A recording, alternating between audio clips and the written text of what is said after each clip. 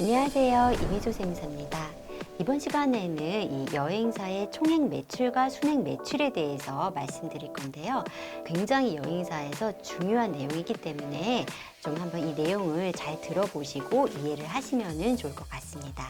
우리가 매출액을 얘기할 때 이 여행업에서는 특히 매출을 얼마로 인식해야 되는지 생각을 해봐야 됩니다. 고객이 계좌로 여행대금을 입금했다. 이랬을 때 우리가 세금계산서를 발행할 수도 있고 신용카드로 결제를 할 수도 있고 또 때로는 현금영수증 발행을 할 수도 있습니다. 그리고 아무것도 하지 않을 수도 있죠. 그냥 계좌에 돈이 들어온 그대로 놔둘 수도 있죠.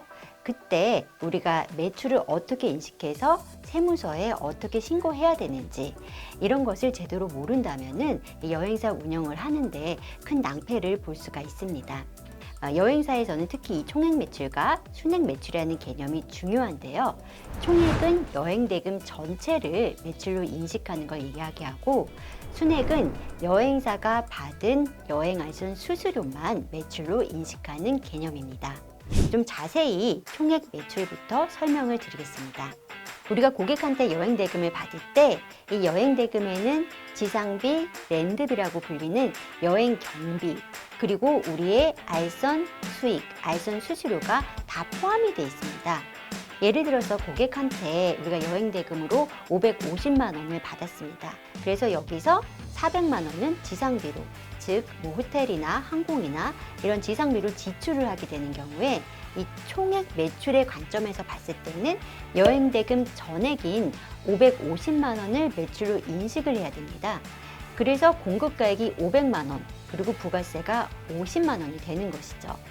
자, 보통 아웃바인드 여행사, 즉 해외로 관광객을 내보내는 여행사 같은 경우에는 이 경비가 모두 해외에서 쓰여지기 때문에 경비에 대한 매입세 공제는 받을 수가 없습니다.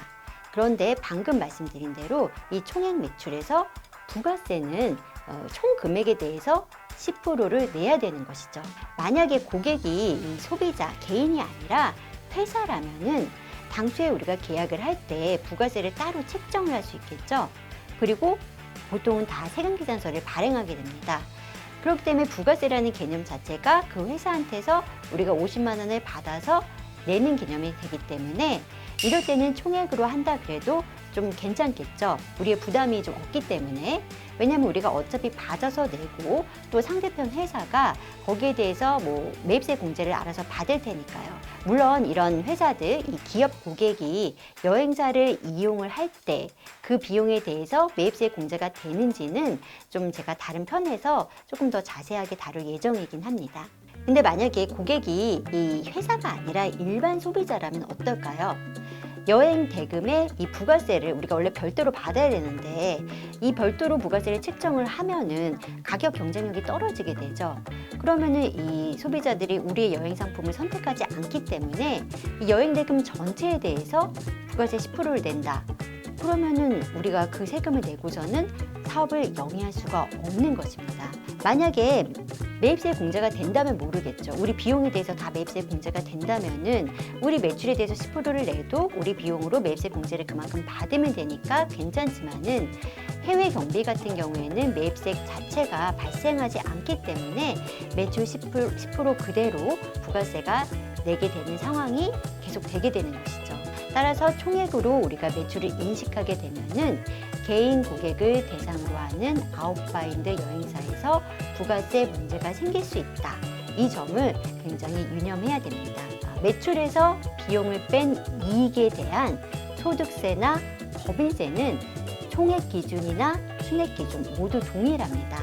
하지만은 차이가 나는 것은 부가세가 됩니다. 자, 이제 순액 기준으로 예를 들어 보겠습니다.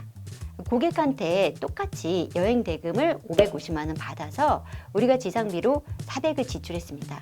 사실 좀 이렇게 마진이 많이 남진 않죠. 지금 150만 원의 마진을 우리가 제가 예시를 들었지만은 여행사의 마진이 그렇게 많이 남진 않습니다. 그냥 이해하기 편하게 말씀을 드리는 건데 이 순액 매출의 경우에 여행사는 순이익만 매출이 된다고 설명을 드렸죠.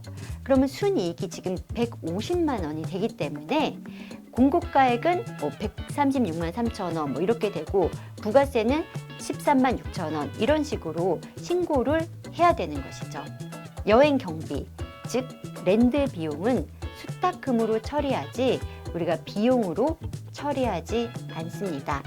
아까 총액일 때는 50만 원을 부가세로 냈는데 순액일 때는 우리 이익 150만 원에 대해서만 부가세, 그중에 13만 원에 대해서만 부가세를 내게 되는 것입니다. 자, 그러면은 이렇게 순액으로 신고를 해도 되는 것일까요? 한번 우리가 법령을 보겠습니다.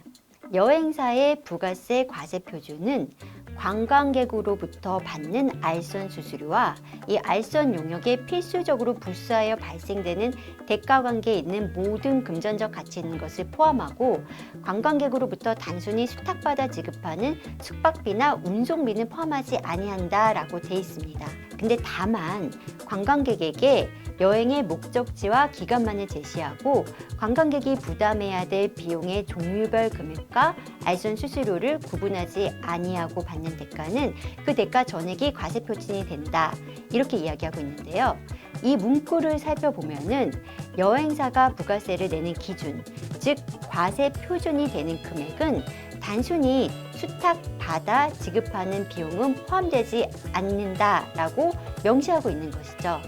하지만 여행사의 수수료랑 이 수탁받은 여행 대금이 구분이 되지 않는다. 그러면은 이 전체 금액에 대해서 부가세를 내라고 말하고 있는 것입니다. 물론 매출에는 세금계산서 매출도 있습니다.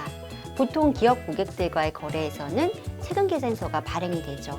이때는 순액이 아니라 총액으로 발행하는 경우가 많을 것이에요. 순액으로 하게 되면 우리의 마진을 그대로 드러나기 때문에 그 여행사 입장에서 좀 꺼려지기도 하겠지만은 대부분 상대 회사에서도 여행 대금 전체를 총액으로 발행받기를 당연히 원하겠죠. 그렇기 때문에 이때는 부가세를 별도로 산정해서 여행 가격을 책정하고 관련 여행 대금은 수탁금이 아니라 우리가 소득세나 법인세 할 때 비용으로 처리하게 되는 것입니다. 총액 기준과 순액 기준이 이 세금에 미치는 영향, 부가세 외에 세금에 미치는 영향을 간단하게 이 표로 보면은요. 총액 기준과 순액 기준 보다시피 매출이 100이고 매출 원가가 80일 때 이익이 20입니다. 순액은 매출이 20이고 이익이 20이 되기 때문에 매출이 차이가 나더라도 이익이 동일하기 때문에 이 총액법과 순액법이 법인세랑 소득세에 미치는 영향은 없는 것이죠. 따라서 이 총액법과 순액법은 다시 한번 강조드리지만 부가세에만 영향을 주는데요.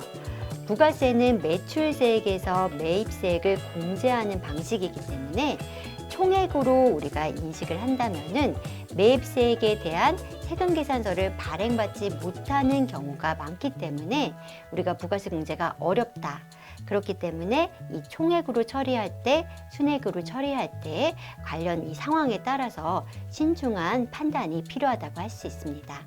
그래서 이번 시간에는 좀 순액과 총액 기준에 대한 여행사 매출 기준에 대해서 알아봤고요. 이제 다음 편에서 또 다른 내용으로 찾아뵙겠습니다.